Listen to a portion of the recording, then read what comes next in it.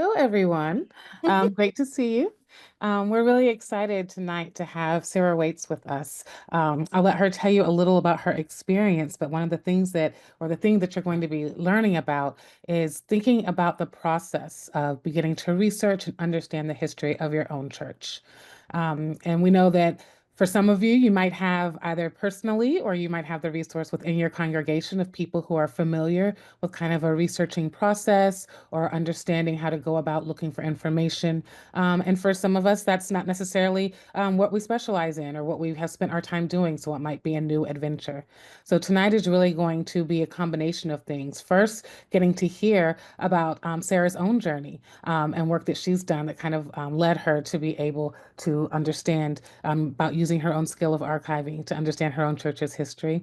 And then learning about some particular resources that you might have available to you in your cities or within your church itself, and some other approaches that you might take as you all think about what is the best way to start this research process for your church, for your congregation, what fits your situation, what fits your options, and what fits the skill level and resources you have available to you, because everyone can do this. We just have to find the way that fits us. So with that, I'm going to turn it over and say thank you so much for being with us tonight, and we can't wait to hear from you. Okay, well, thank you so much. I'm very excited to be here with all of you, and I appreciate the invitation. I wanted to thank Caroline and Emily and you, Shauna, and also Maya in the background for helping put all this together. And I look forward to kind of going over my presentation with you guys and see what we can do as far as think about, brainstorm some research resources in your individual areas. And, I think that we'll have time for a Q&A at the end. So any questions that you have, if you want to kind of jot them down during the presentation and we can discuss all of that at the end, I think might be easier than necessarily kind of getting into it. Oh, Sarah, you hit mute by accident.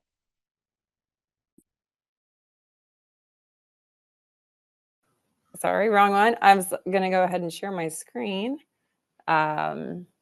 Let's see. So I want to do this one here. And just when I have this up, I'm not really going to be able to see all of you guys. So just letting you know. So my presentation tonight is Church History, Building from Church Archives. My name is Sarah Waits. I work professionally as an archivist. And so I'll kind of go into that a little bit more as we get started. So I was just kind of thinking, what could be the goals for tonight? So first of all, that's a picture of the Algiers UMC community at an ecumenical sunrise service. We do this every year on Easter Sunday. A couple different churches in the Algiers Point neighborhood get together and have a special sunrise service Easter morning. We usually have a guy playing bagpipes, and the different clergy at the Catholic Church, the Episcopalian Church, the Lutheran Church, and our church, the Methodist Church, will switch off on doing the service. And so you can see we are on the west bank of the Mississippi River, which is behind the group, with the St. Louis Cathedral in the background. That is the French Quarter directly across the river from the Algiers Point neighborhood. So goals for this evening: discovering your own church's history, historical sources and research options, analyzing results, and kind of thinking about an action plan moving forward with what you can do in your own church. So a little bit about me. I was born and raised in New Orleans. I'm a lifelong member of Algiers United Methodist Church, which was founded in Algiers in 1844. I've been in the museum archives professional for over 10 years. I have an undergraduate degree in history and English, a master's degree in history, and then I'm a certified archivist, meaning I took a couple extra classes and took a test. And so now I get to put a couple extra letters behind my name. I have a strong background in Louisiana history with extensive research experience. I'm actually the research archivist at the Archdiocese of New Orleans, which is the Catholic archives for the Archdiocese, which in Louisiana means that we oversee a certain kind of southeastern region of the state. And so the Archdiocese is the main Catholic body within the state of Louisiana. The rest of the state is divided into other dioceses. So we have records in our archive that go back to when the Catholic faith was introduced to Louisiana by Europeans in the 17 teens. I am the chair of the Diversity Task Force at Algiers UMC, and I'm also a member of Repair the Breach NOLA, which is dedicated to raising funds from historically white churches for reparations for Black New Orleanians. So, working as an archivist for the Catholic Church, Catholic records are abundant. The canon law within the Catholic faith requires very specific record keeping. So, sacramental records like baptisms, marriages, funerals, burials, correspondence, all of that is held within the Catholic archive. The Catholic Church Archives in New Orleans was established in 1788 after a big fire burned down the cathedral and a lot of the French Quarter. And so I have here on the screen not only a little picture of the inside of the vault in our archive with some of the sacramental records from St. Louis Cathedral, which is the oldest church in Louisiana. I also have a little note about the Good Friday fire, basically written in Spanish, because in 1788 we were under the Spanish. The French left in the 1760s. Then we were under the Spanish for about 40 years until we were part of the Louisiana Purchase in 1803. Anyway, I could go on, but this is just a little note that says there was a huge fire on Good Friday and the whole church burned down because it was made of wood, which was true. So at least in the Catholic Church, there's sort of a central repository for record keeping. Other faith groups differ regarding record keeping. I know at our church, as a United Methodist, we kind of have our own archive on site. If the church building burned down, we would no longer have those records. While we do have communication with the governing body of our Methodist conference, they're not going to necessarily have the same records and record keeping that we have on site at our own church. So Caroline kind of talked about, getting yourself oriented with the geography of New Orleans. Most of you are familiar with us being called the Crescent City. So I have a map on the left, Google Maps. You can see the river makes that big crescent. Most of New Orleans is the East Bank, which in this picture is what looks like the north side of the river. And then Algiers is the very tip of that little point directly across from the French Quarter. So that is Algiers Point. So basically the neighborhood is surrounded by the river. Algiers Point claims founding of 1719. The city of New Orleans claims founding of 1718 by the French. The first slave ships to arrive in New Orleans came in 1719, and on the West Bank in Algiers is where they actually had slave pens and housed a lot of those enslaved Africans prior to them being brought into the French Quarter and sold or distributed.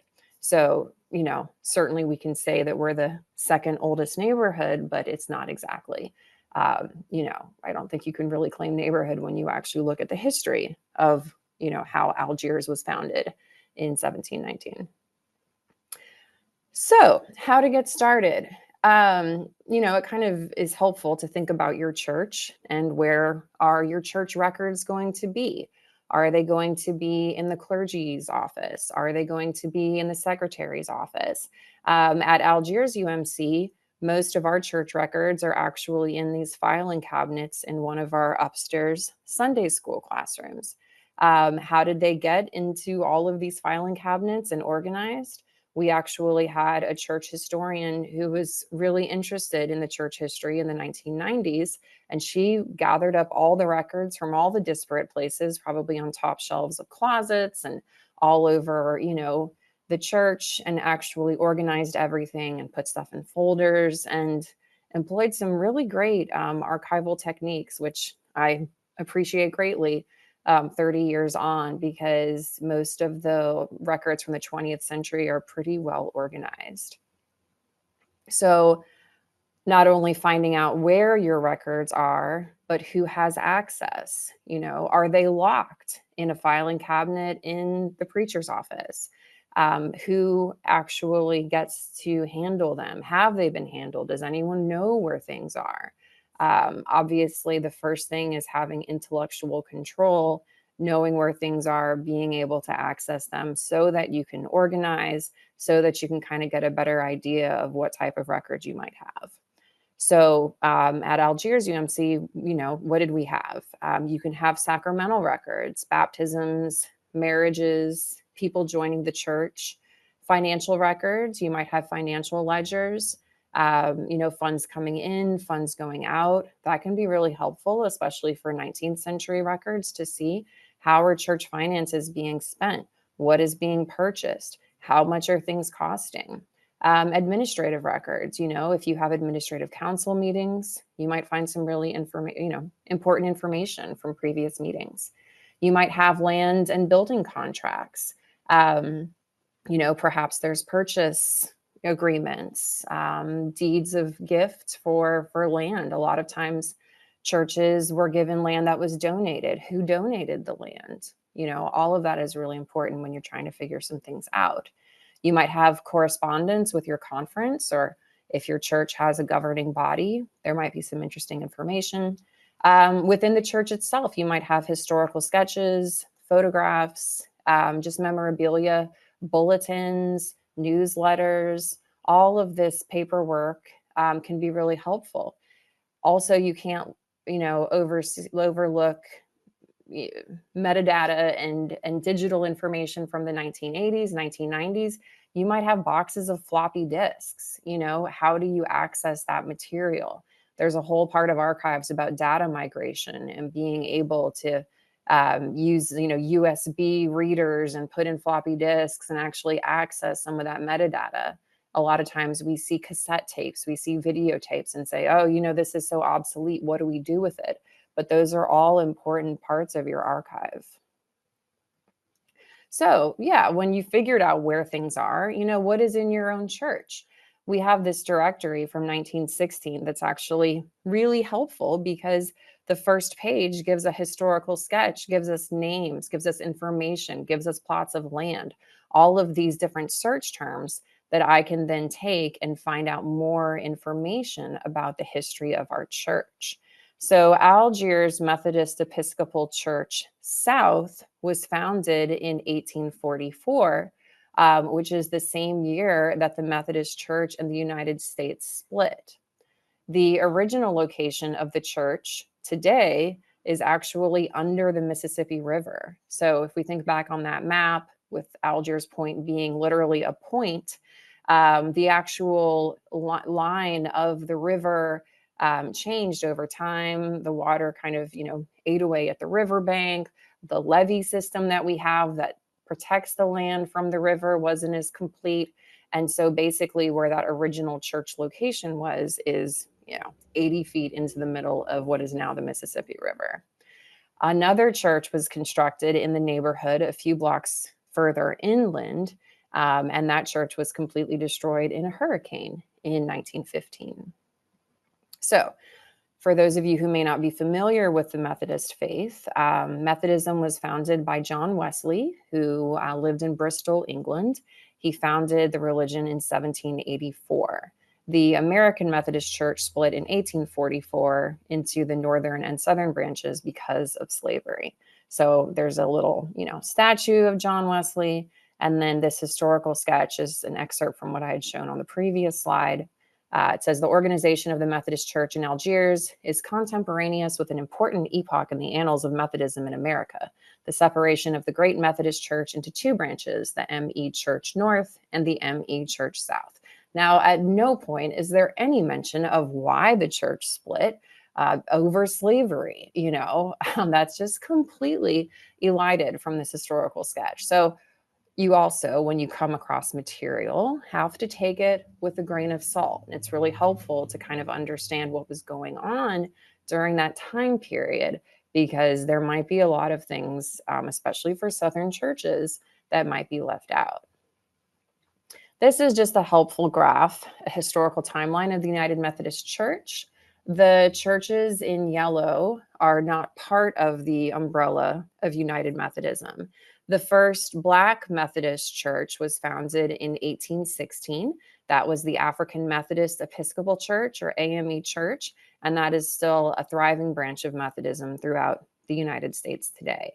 The Methodist Episcopal Church, which split in 1844, came back together in 1939 to create the Methodist Church, and then a couple other different Methodist related sects came together to create the United Methodist Church in 1968. So let's say you know where your records are and you kind of want to dig a little bit deeper. What are some online research tools that you can use? So the very first place I go for any research that I'm doing, whether it's for work or genealogy or, looking into my own church, is Family Search. So Family Search is run by the, Church of Latter-day Saints. It's similar to Ancestry because you can access a lot of the same databases of information. You can access the census. If people have created family trees and made them public, you can access that information. They have voter registration lists. They have military records. It's an incredible, compendium, this huge search. A bunch of databases that you can find information for. And it is completely free, which is super helpful. So unlike Ancestry, which has a paywall, you can create your own login and have access to all of this information, which is, as I said, very, very helpful. So this is just an example of the 1850 census that I found on Family Search. This is actually for Mr. Rain. Rain Methodist Church in New Orleans was kind of named after his family.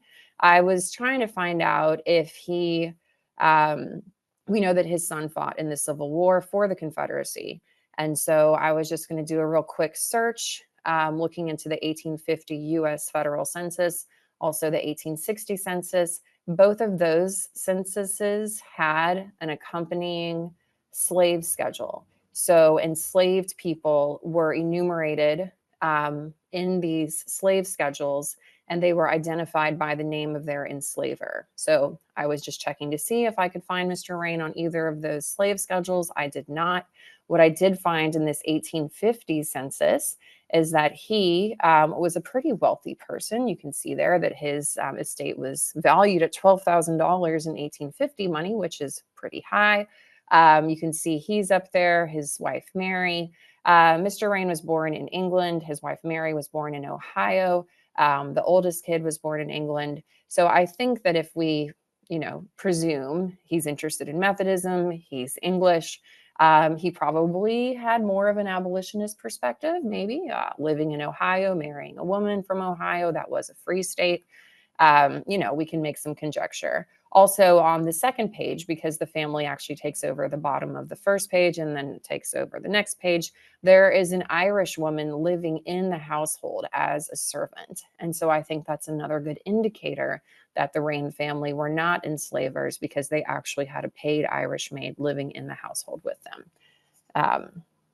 So I also was looking into a Reverend at Algiers Methodist from the later 19th century, Reverend Werlein. He served at a lot of different Methodist churches, and I was trying to figure out, in between the 1870 and 1880 census, when was he serving in Algiers? And so from Family Search, you can see I have a little screenshot here. Reverend Shepherd Halsey Werlein, his years, 1851 to 1933. He's a pretty important figure, and so there's a lot of records that have been associated with his name. We have residence information based on different sources. We can see where he was living according to the 1860 census, the 1870 census, 1880. He kind of moved all over the place. He left New Orleans, he went to Texas, then he went to Missouri, then he was in Kansas City, then he went back to Texas, then he lived in New Orleans and ended up dying in Biloxi. Within his record, you can find information about his spouse and his children. and all kinds of things. So if you find something in particular, if you're looking for an individual, Family Search is certainly a great way to do a deeper dive. So I talked before about Algiers Point, just once again giving you a little visual of where we are. So I know someone who is a historical geographer and has a really cool website where he actually takes historic maps and layers them on top of current Google Maps. And so you can see I have a Google map on the left, and then I have kind of a layering of a map from, I think, about 1907. And so you can see with the Mississippi River, we're kind of seeing what Algiers Point looked like over 100 and almost 120 years ago. This is really helpful if you can figure out a little bit more about where your church was located 100 years ago, 150 years ago. The landscape might have been really different. We know that Algiers Point, where Algiers United Methodist Church is located, was a very important part of river traffic. We had a lot of dry docks. We had the railroad would actually, car by car, would be pulled onto a ferry, and then the ferry would cross the river, and then they would unload each of the train cars. And this is how they moved trains across the river prior to our first bridge being constructed in the 1930s. And so that entire rail yard was located in Algiers. Most of the land to the south and to the west, which you can't really see on this map, were sugarcane plantations. So we know that we had this small little town surrounded by heavy industry, river industry, and plantations. When you're searching the census, so I wanted to just find out, who's living in Algiers in 1860. So if you are on Family Search, you can actually browse different collections. So you can see on the right-hand side the different, United States Census collections that you can search. So you can see I have pulled up there the slave schedule from 1850 and from 1860. You can look at censuses for veterans, widows of the Civil War, just a lot of really great databases. So on the left-hand side, my search terms were basically Algiers, New Orleans, because Algiers was a separate town. It didn't actually become incorporated into the city of New Orleans until 1870. So in 1860, technically it's its own separate area within Orleans Parish. In Louisiana, we use parishes instead of counties, and that's because of the influence of the Catholic Church. So 310,000 results come up with just me basically searching 1860 Algiers. So who's living in Algiers in 1860? I just have a little screenshot here of, these are all unrelated men living together in a boarding house, all in their 20s and 30s. And it makes sense considering where they're living, the type of work that they're doing. So we have a shipwright, a seaman, towboat man, steamboat operator. So we can see the type of work they're doing. It's all related to the river. And then also, where are they from? None of these people are born in Algiers. They're all coming in for the economic opportunity. New Orleans, prior to the Civil War, was the biggest city in the South and one of the biggest ports in the United States, third or fourth largest city in the country. And so this was, lots of people were coming in all the time. These guys are from France and Ireland and New York, England. So definitely a very cosmopolitan area. So I was looking at the historical sketch that was in that directory from 1916, and it mentioned that one of our first pastors was a guy named J.D. Parker. So I searched J.D. Parker in Family Search, and it pops up this New Orleans city directory from 1855. What's neat is that on this page, it's actually listing all the different churches in New Orleans. So you can kind of see in the background how it says West Indies, then it says synagogues, because we had a thriving Jewish population. Under churches, we start with Catholic, and it basically takes up the entire page. But then we get into Methodist, and Algiers was served by Reverend J.D. Parker, who also served the Methodist Church in Carrollton. Then we have the German Methodists. We have a church for Black New Orleanians, the Wesley Chapel, the Soleil Chapel, which is basically in the Marigny neighborhood. And so then you could go into the Presbyterian churches, then you can go into the Episcopalian. So this is a really great resource. You can find out what churches were in your area. Were they sharing pastors? What other faith groups were present? And so, you can just kind of learn a little bit more about your city in whatever time period it is that you're researching. So by looking through the directory, by doing some newspaper searches and family searches, I started to compile a list of pastors. So prior to the church being founded in 1844, there was a guy named W.H. Watkins who would do Methodist services at a nearby plantation. Our first pastor was Reverend Charles Withall in 1844. Then I have a note about what the first church was.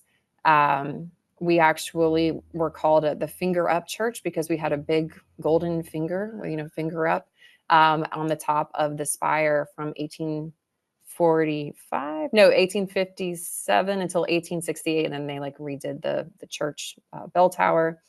So then I had mentioned before Shepherd Werline. He served for 1.5 years in Algiers after seminary, but before he went to the Louisiana Avenue, which is on the East Bank, uptown, and before he went to Texas. So you can see I'm kind of taking information that I found and making little notes for myself, making a list of pastors. So then I could, if I wanted to, take each of these names, put them into family search. What kind of information am I going to find? So going back to that 1916 directory, which is, of course, a wealth of information, it said our oldest living member is Mrs. M.A. Riley, who was one of the pioneers of Algiers Methodism, and together with Mrs. Francois Daniels, made by their needle and by other means $600 and secured a preacher when the church remained closed after the war. So they're talking about the Civil War. Why was the church closed? Well, New Orleans was occupied by the Union Army from 1862 until 1865.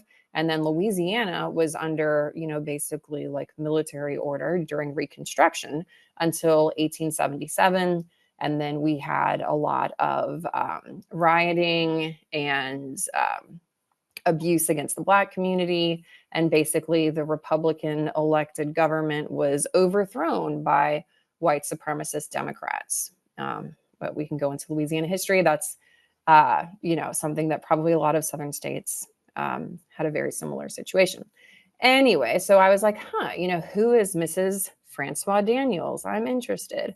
So on Family Search, I looked him up. Francois Antoine Daniels was born in France in 1832, came over to Louisiana, met this woman, Mary Letty. They were married in Algiers in 1857, made Algiers their home, and apparently Algiers Methodist Episcopal South was their church, which is kind of surprising to me because I would presume he would have been Catholic. So, maybe there was a change in faith. So also on Family Search, I found a baptism record for Edward Hilton Daniels. Edward Hilton was the son of Francois and Mary Daniels, baptized March 28th, 1865. Now, I found this record on Family Search. What I found annoying is that within the citation, it just says Louisiana Church Records. It doesn't tell me what church. I probably could have flipped the microfilm maybe all the way back to the first page of this registry, and hopefully it could have given me more identifying information. As far as I know, this is not from Algiers ME South because no one has ever digitized any of our historic sacramental records. So I don't really know where Edward Hilton was baptized, but this is not from a Catholic church, as far as I know, because that's not how our Catholic records are recorded. So anyway,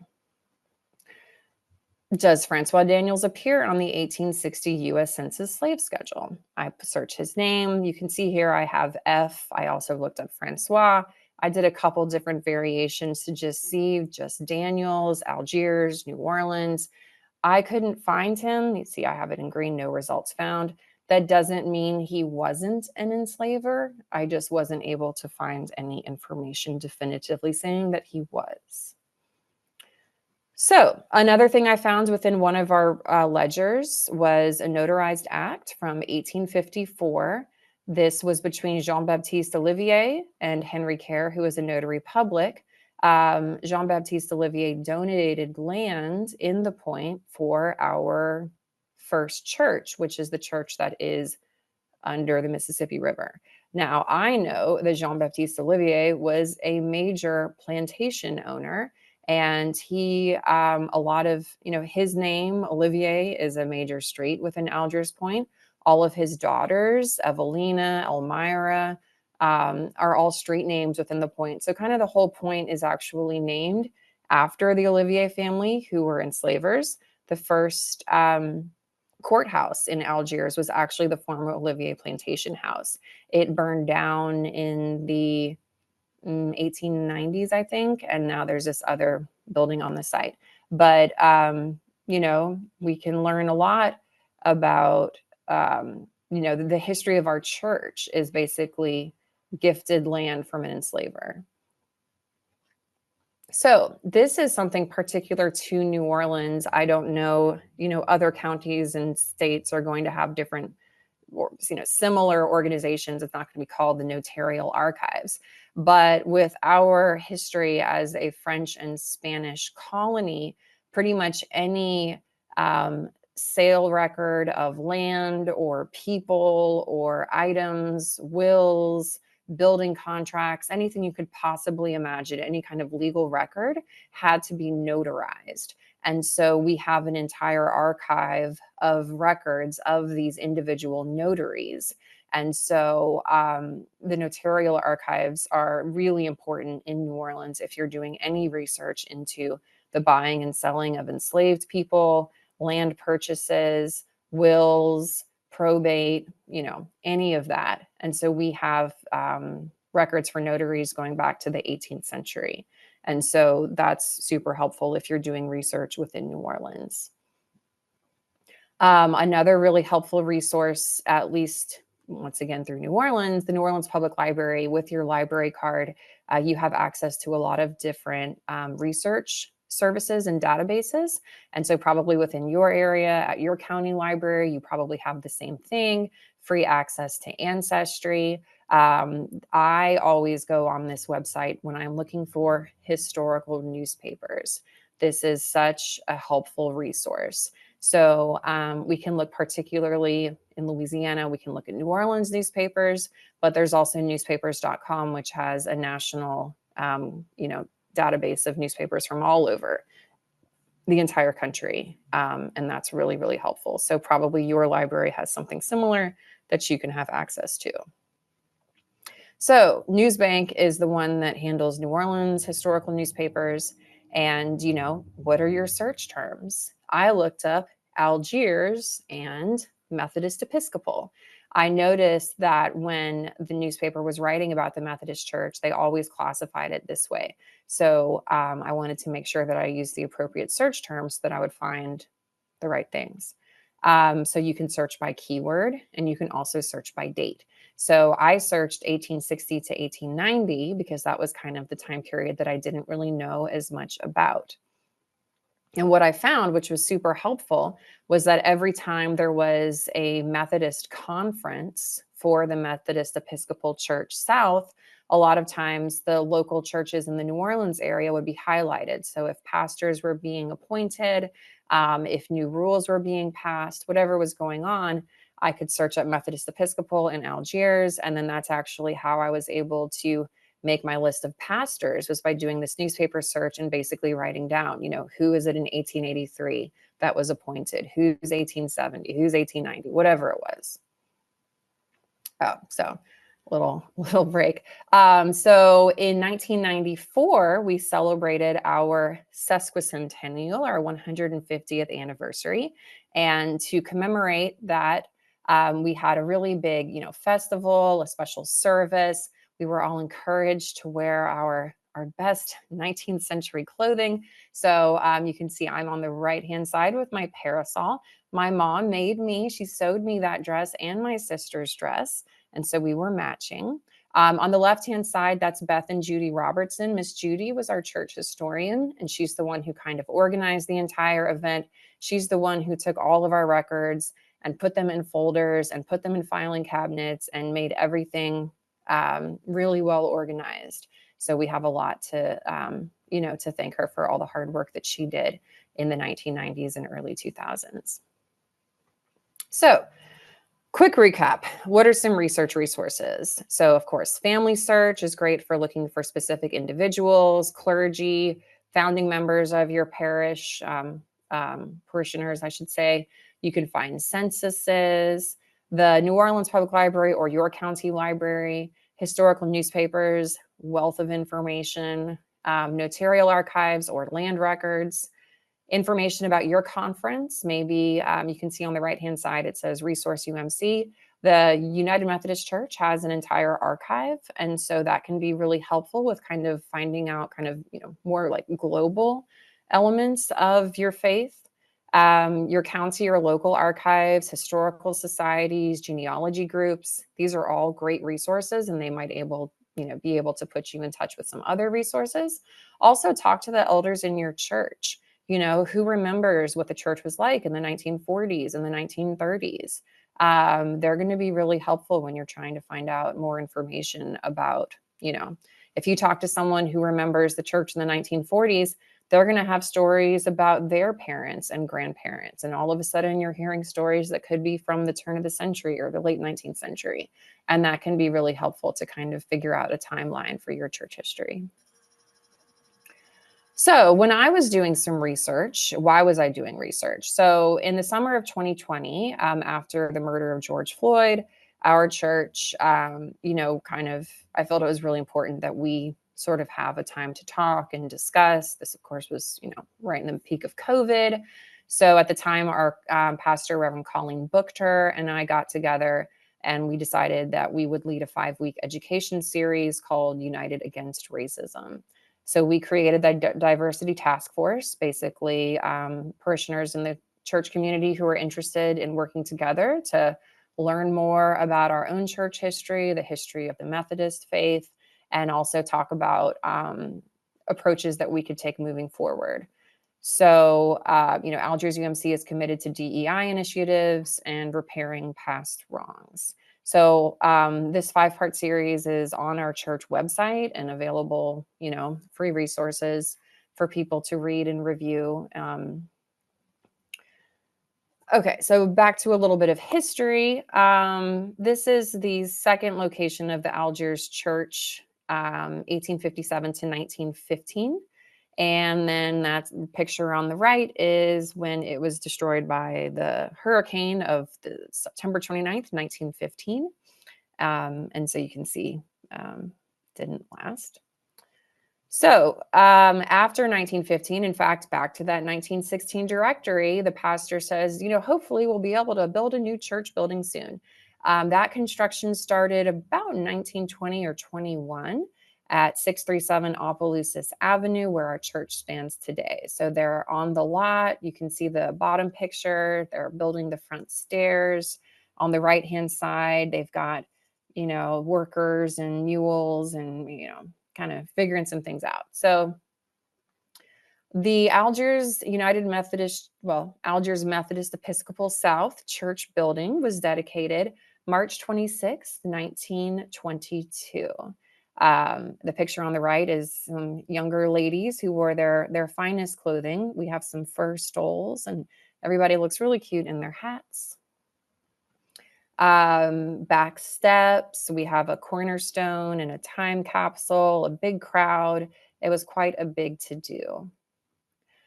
And guess what else happened? So in a newspaper search, look what I found. The bishop christened 6 children in the Algiers church, and a donation of $100 was received from the Ku Klux Klan on the date of the dedication.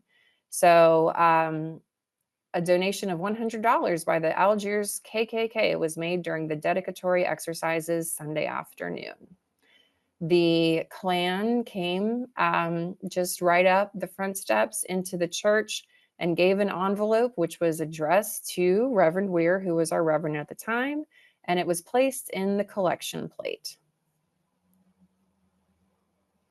So the next day, there was another article, KKK gives $100 to Algiers Church. Whether or not the pastor will accept the donation from an organization denounced by Governor Parker, the governor of Louisiana at the time, as beyond the pale has not been announced. So I looked through some financial ledgers from 1922. I was trying to figure out if that $100 donation had been earmarked in any way. I was not able to find any information letting me know whether the pastor accepted it. I have a feeling it was accepted. So the KKK showing up in churches was not uncommon. There was this other article in New Orleans from 1924. Cluxers in full regalia invade Algiers Church. Large crowd sees Klansman nail plate on the pulpit. So what I highlighted, it says 7 members of the KKK, attired in the regalia of the order, were present at the opening services at the new First Baptist Church of Algiers Sunday night, which was attended by a congregation that filled all available space in the large edifice. It is estimated 500 people were inside and just as many outside.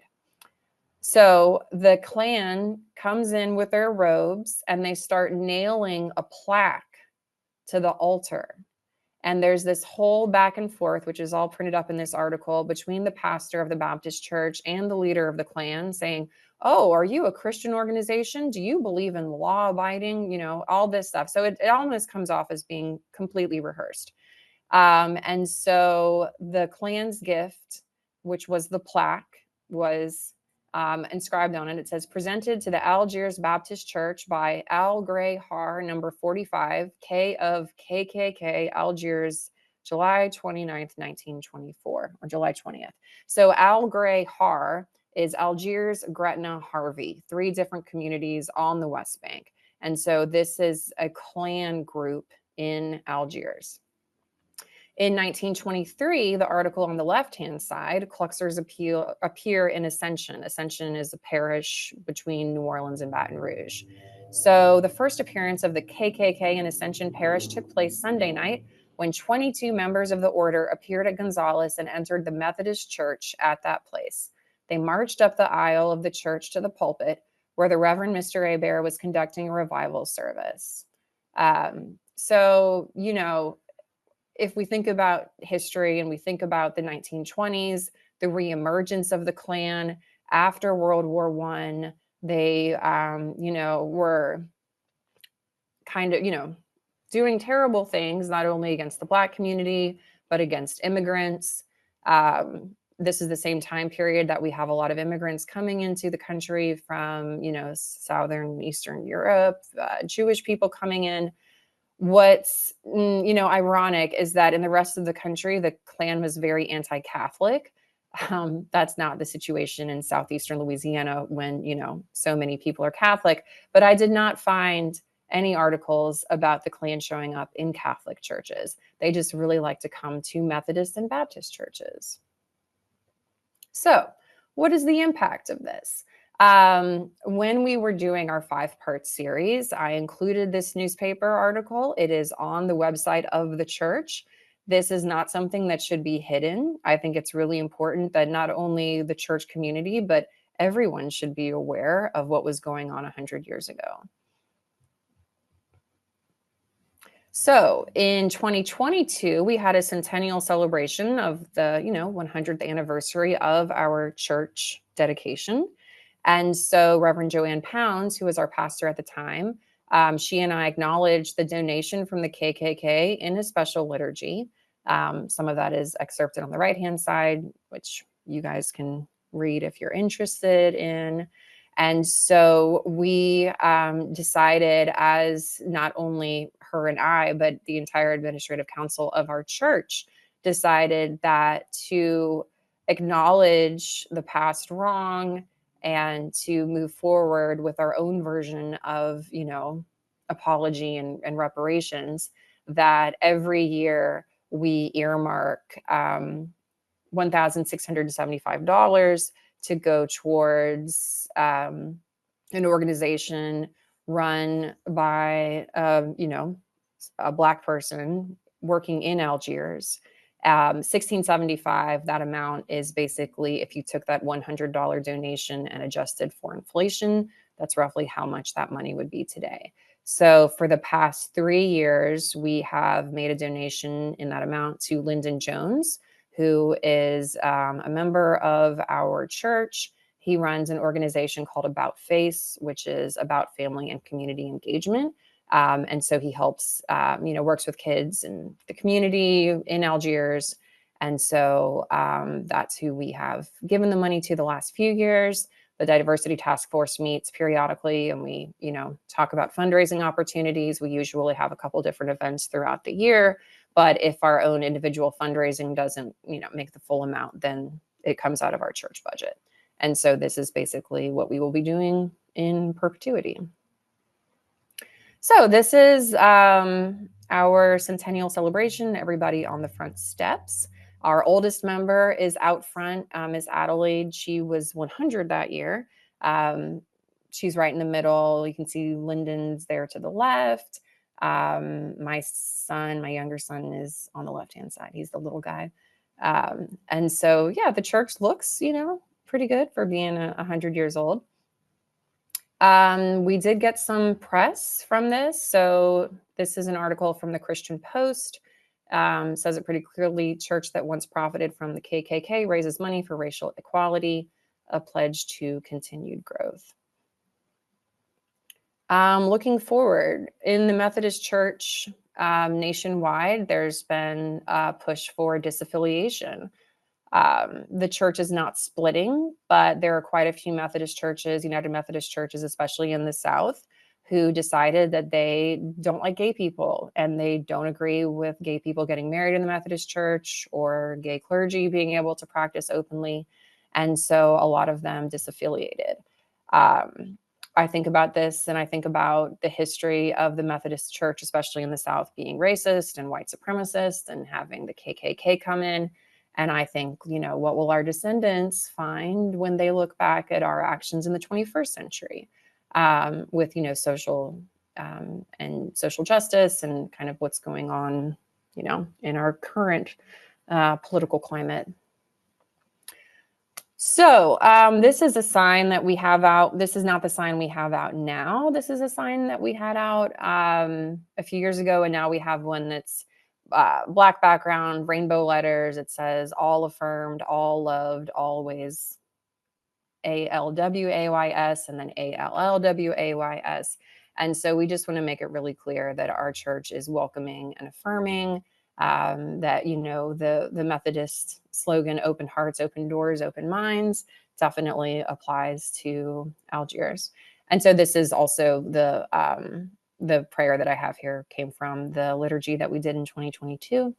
So just wanted to put that out there. And now we have time for Q&A or breakout groups, I think. So I'm going to stop sharing my screen so I can look at all of you. But I want to just thank everyone for listening to me. So yes, just to clarify, this is a moment for you all to be able to interact, ask questions, just share thoughts. Thank you so much again, Sarah. That was amazing. And so yeah, I know that was a lot for you all to absorb. So we just want to give you a second to kind of take it in. And then we've got some time for you to dialogue back and forth and ask Sarah some questions about it. I have a question for Sarah. Sarah, did you do most of this yourself, or did you have a team of people working with you? And how did you coordinate all that? So I guess I did most of this myself. I will give a lot of credit to Ms. Judy, who had done a lot of the historical research and kind of, gotten together the records and materials from most of the 19th and 20th century. So that was really helpful.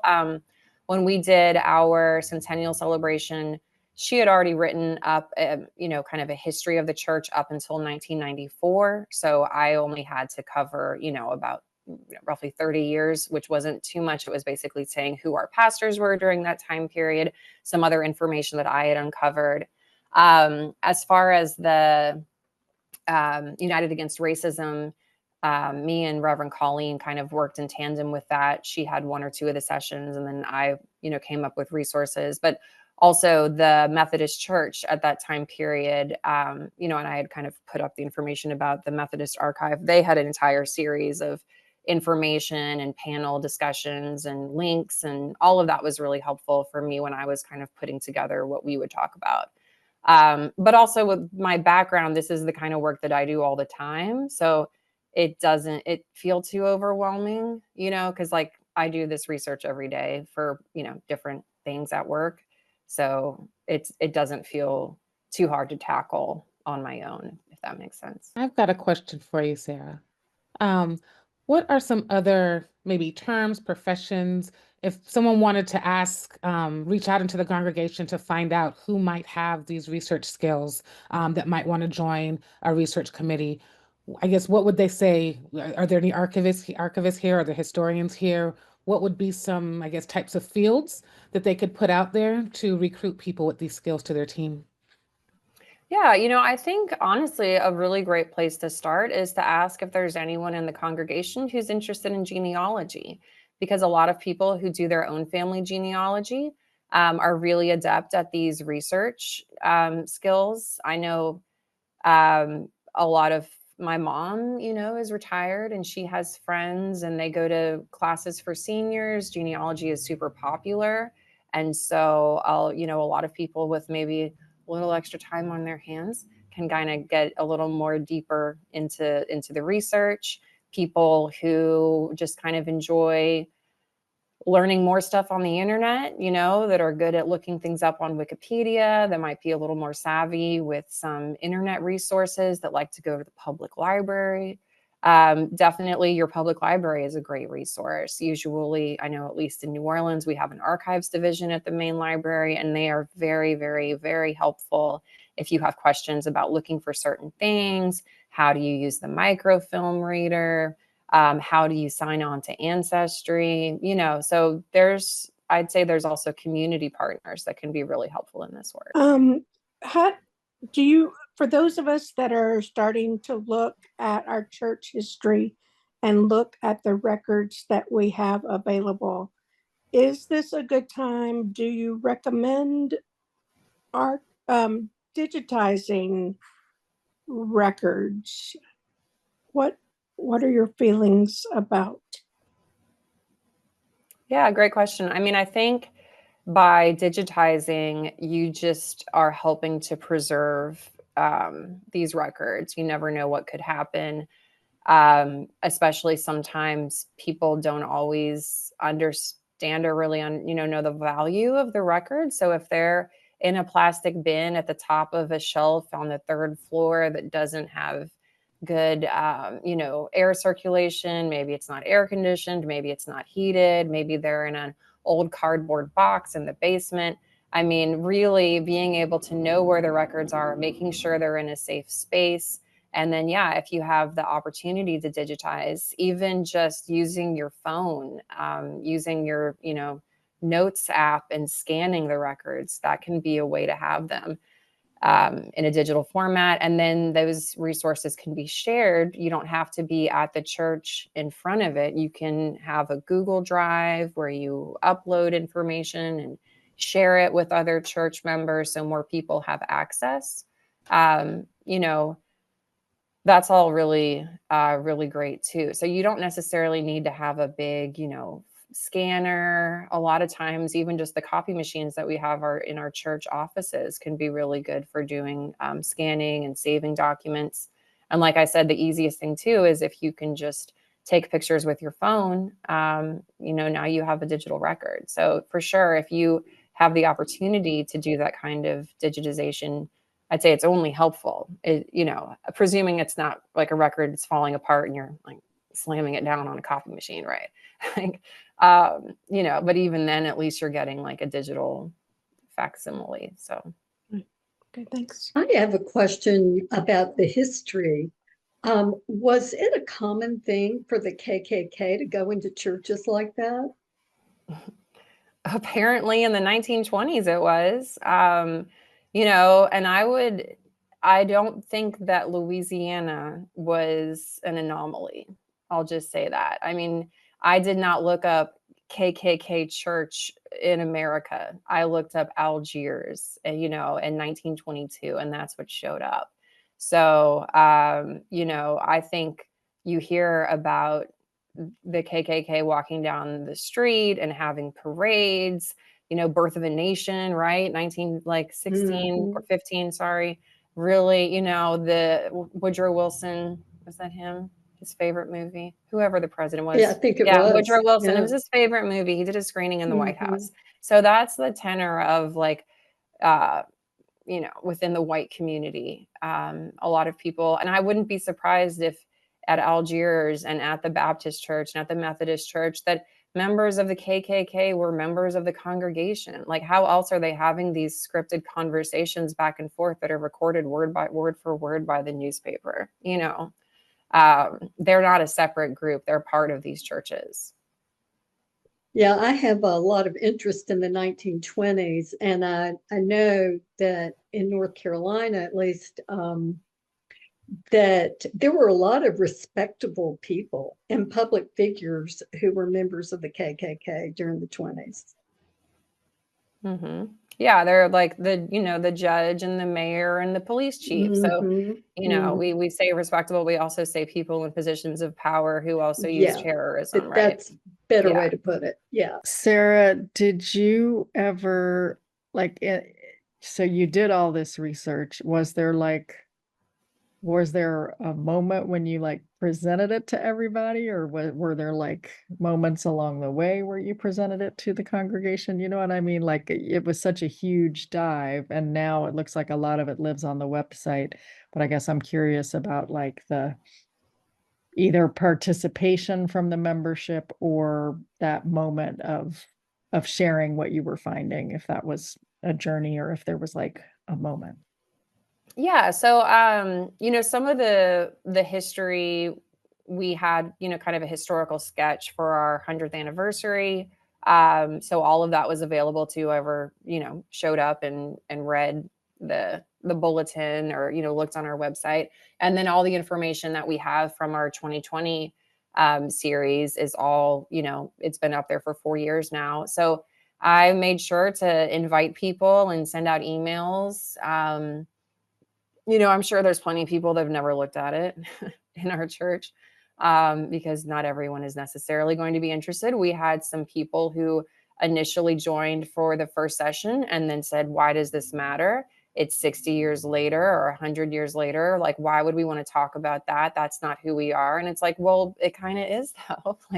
That's the foundation that we're built on. So you're going to have people who don't want to know about it, who disagree, who think it's not their problem, who say, let sleeping dogs lie. And it's like, sure, you can feel that way, but it doesn't mean the work doesn't need to be done. All right, happy to welcome everyone back. What we want to do in this next piece, we'll give just a second. Looks like everybody's kind of popping back in. Well, we're going to send you all into breakout groups with your individual church committees. And the idea as always is to give you a chance to think about the things that you heard and learned about during the session. How can we immediately pull that into some steps that you can use and some next action steps that you can take during this next month as you kind of continue on with this journey. So I'm going to drop right now into the chat a link to a folder. And let me go ahead and do that now. And when you open the folder, you will find a document that's named for each church. So open it up for your church. And there are some questions just to kind of get you started on this discussion process in your groups. So some of the things we're looking at are just kind of how can you take the things that you've learned, the things that Sarah has shared, to start thinking about what might this look like and applying it to your own journey, to your own church. We wanted you all to be able to kind of start this reflection and thought process here with Sarah still here, with us here, so that if you have any questions or get stuck or need some additional ideas, you've got support here to help you through that. And the goal is that you're able to leave here with kind of thinking about some concrete things that you can do to take that next step in your research journey. So we will send you to the breakout groups. Please make sure, go ahead and click and make sure you can access your document and let us know if for any reason you can't. It should be open to everyone, but in case it's not, just let us know and we can fix that. And then while you're in the groups, we'll pop in and out to make sure that you don't have any questions. You can also at any time, if someone's feeling like, you know what, we really need some guidance, we're a little stuck, feel free to have someone leave the group and come back to the main room and ask us, and we'll make sure we can jump in. The right person for the question can jump in and help you through your thoughts. So any questions from anyone before we divide up into your committees? So how was it? Some good conversations? Well, would love to hear. We know y'all were probably like in the midst of some really juicy sentences. So we always hate to pull you out when we know some good conversation is happening. But we want the opportunity, number one, to just kind of hear from you and make sure that if anything that you talked about drummed up some additional questions that we could clear up before we close the session, that we have a chance to do that. But also we like for you all to hear from each other, because something that you did might inspire another group, or an idea that another group has might inspire you. And so we just like to make sure we always leave space for you to kind of exchange those ideas. Many of you have some similarities in your churches and congregation, maybe in terms of size or structure. So some ideas that you might not have thought of that another group thinks of may be applicable to you. So we'll just kind of open up the floor if anybody would like to share some of the thoughts that came from your reflection period with your group and some of your ideas. I think one of the last things that we were talking about is kind of trying to clarify, like, what is it that we're searching for, and in a sense, like, what are we looking for? What do we hope to find to kind of like direct our research? And that's such a great question. And I know a lot of times when you're beginning research, sometimes there's a process of actually starting with what might be called a research question to kind of guide that. But I'd like to turn that over to Sarah and think, do you have any tips for just the actual very first step of that process? Yeah, I mean, I guess it would depend. That's a really good point. Like, what are you looking for? So I would follow that up with saying, well, when was your church founded? All of our churches here are in the South. So do you know if your history was historically segregated? It probably was. So you might want to think about, yeah, what year was it built? Where was it built? Is it in a neighborhood? I'm down the street from a Catholic church that was built in a neighborhood that had a covenant law. And it specifically said that only lots could be sold to white people, And so the church was constructed in a neighborhood that was, built on white supremacy. And that's a Catholic church, St. Rita. So it just, I would say trying to figure out kind of like, what is your time frame? Yeah, what are you looking for? Like for Algiers, we were founded before the Civil War. We were, a white church. So I'm going to ask questions about enslavement. I know right away that the very first land that we were given was from a plantation owner who was an enslaver. So, I mean, that's kind of tells us a little bit about the foundation of the church. What did it mean to be Methodist Episcopal South? How has that kind of been overlooked in past histories? So yeah, for sure, it can feel really overwhelming if you don't have something specific that you want to find out more about. I would just, only piece I might add to that as well. I'm thinking of conversations that we have had with other churches who've gone through similar processes, is sometimes that first pass through might be seeing what you have at your disposal. And that also might help prompt you to look for a more specific question or to dig deeper into something you have. So I think the biggest takeaway we want you all to have is don't be afraid to just jump in there and start getting some information. And then there's always help that you can look to if we start thinking about how do we interpret this information or use it for this next step, but at least kind of jump into that process. Thank you both. I'll see you, Shane. Mhm. Yeah, to that sort of a follow-up question on that, like from those who've done this before, are there things that like we would think that we would look at that really turn out to regularly not be that useful? Like, you know, avenues that people have gone down. Like, hey, we spent a lot of time figuring out like who was baptized when, but like that tends not to be particularly useful, or I just wonder if there's anything like that. I mean, I don't know if there's anything. I would say that that kind of leads back to the previous question of sort of like, what is your research question? You know, what are you looking for? What do you have? Because yeah, I would agree. Maybe off the bat, just your ledger of baptisms from 1930 might not seem that interesting, but maybe you find out that you're looking for a specific pastor, and then you see there's kids or whatever. I mean, sacramental records can be incredibly helpful when you're looking into families. I know within the Catholic Church that they would make note of people who are illegitimate, and we also in the Catholic Church have separate registries for prior to the Civil War for enslaved people and free people of color were separated physically in volumes different from people of European ancestry. So there were white books and black books. That tells you a whole lot about individual congregations.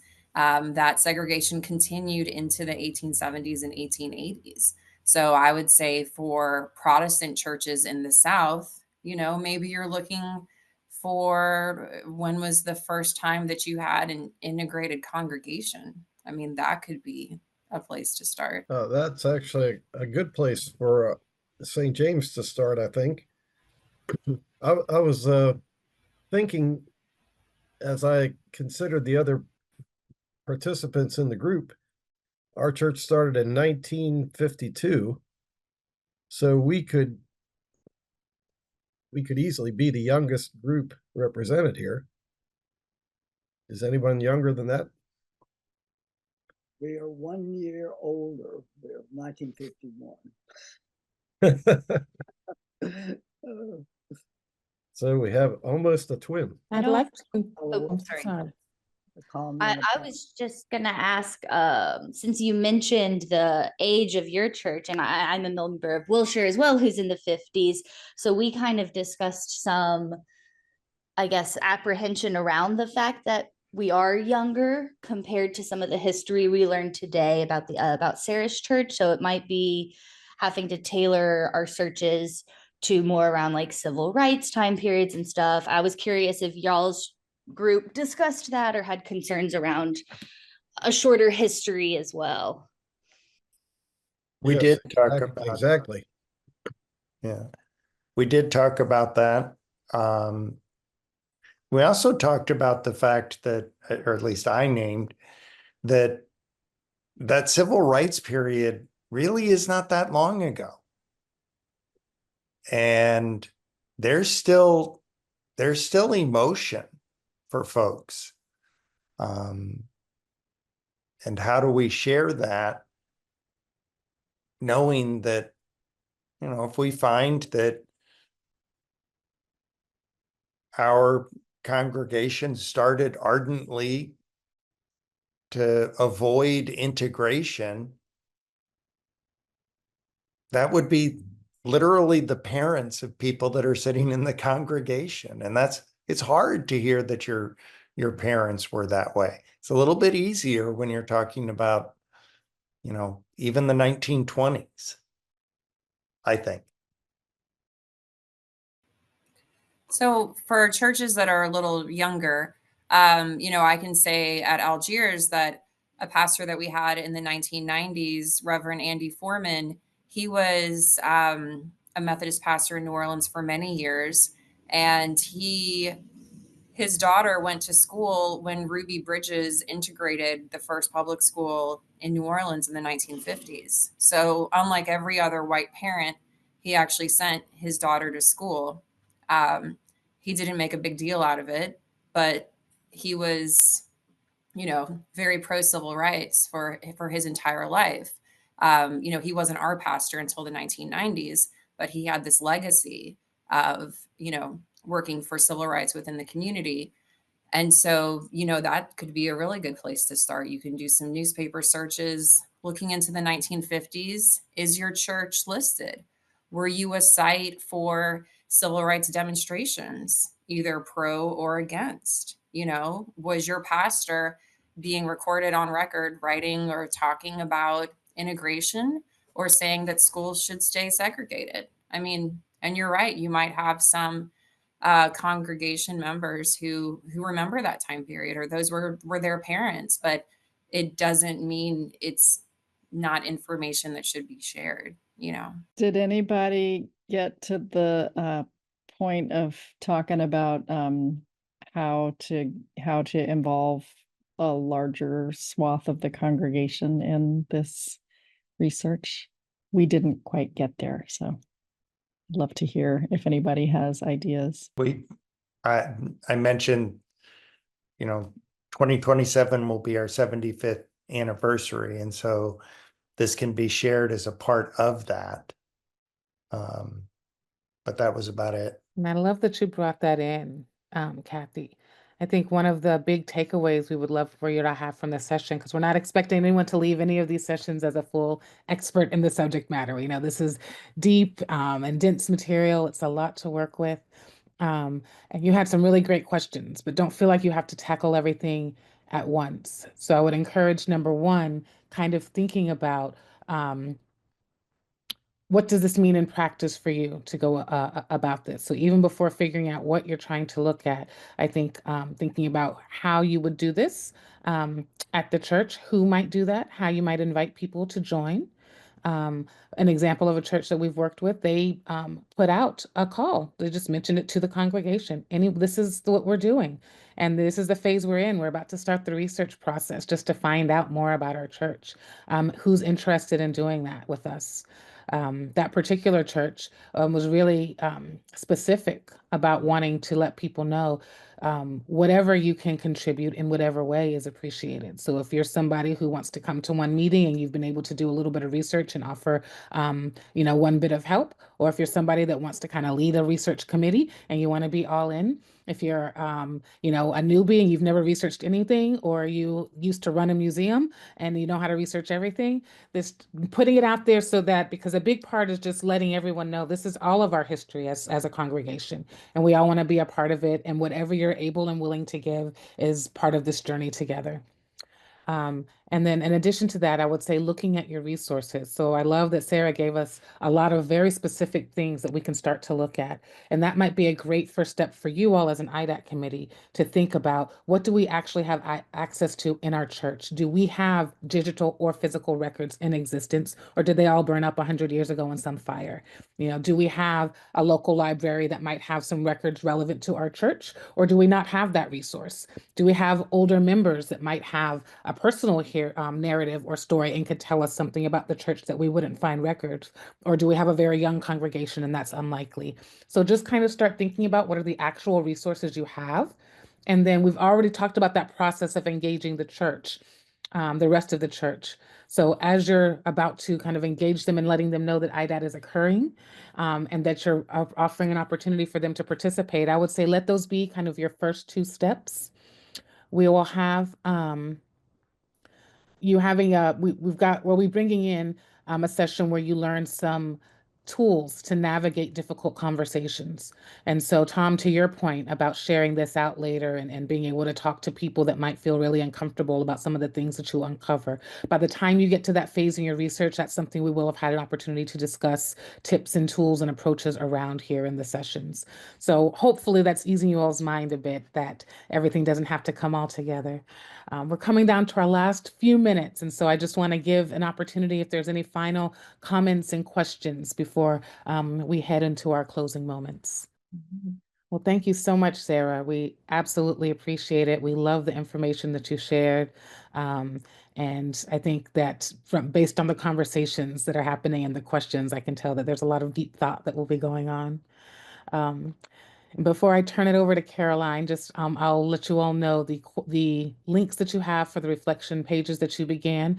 We'll also send that out to each of your groups in the follow-up email to this session so that you can continue looking at it, get to those questions that you didn't have a chance to get to. Even if you go to it individually and you don't have a chance to get back together, if you have a thought or an idea, go ahead and put it on the page, because then it's a central place that you all can each refer to and talk to each other again when you get a chance. And then we've put them in that folder so that we can also keep track of that for you. So if there's a moment when we get to the kind of the action planning, we've got all of your thoughts and ideas in one place, and it makes it easy for you to reference it. So with that, I will turn it over to Caroline. Yeah, how about that, y'all? Take a minute and just look around the room and at each other. I mean, it's percolating more and we feel it. So thank you for that. Yeah, thank you so much, Sarah, for your gifts and your insights and the history that you've delved into.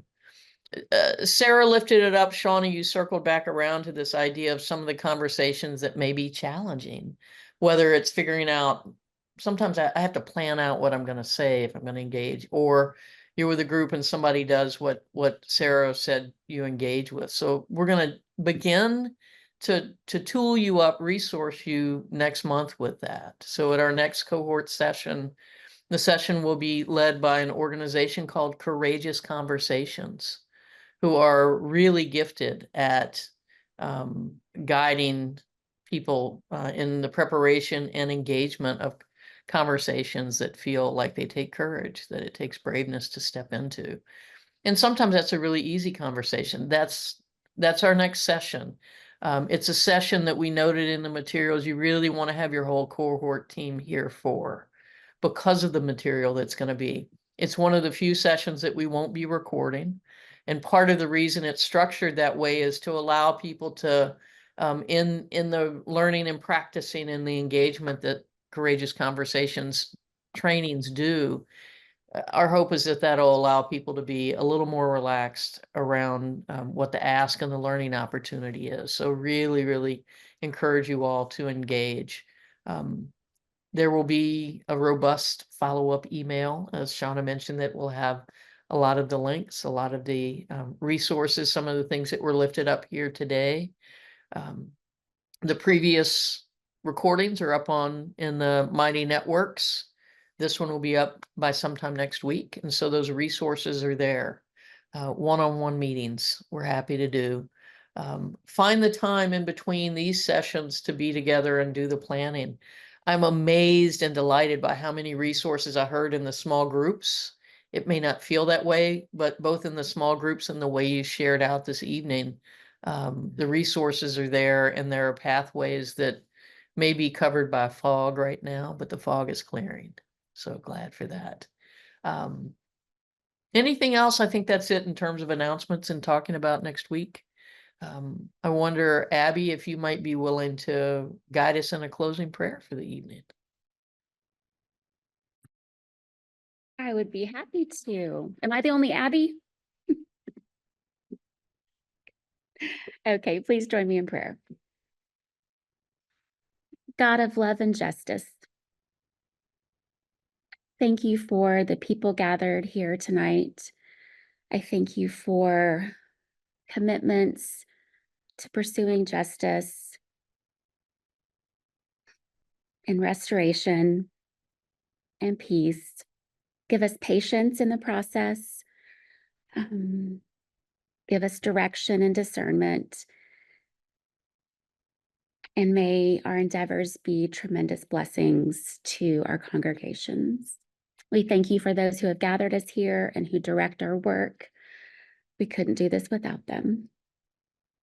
And we thank you for the perfect model of justice and of loving our neighbor. Amen.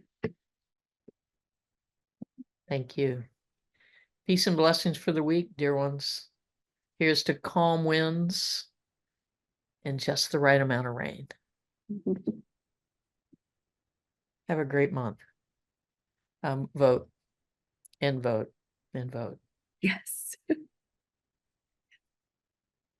And know that all is well. Mm.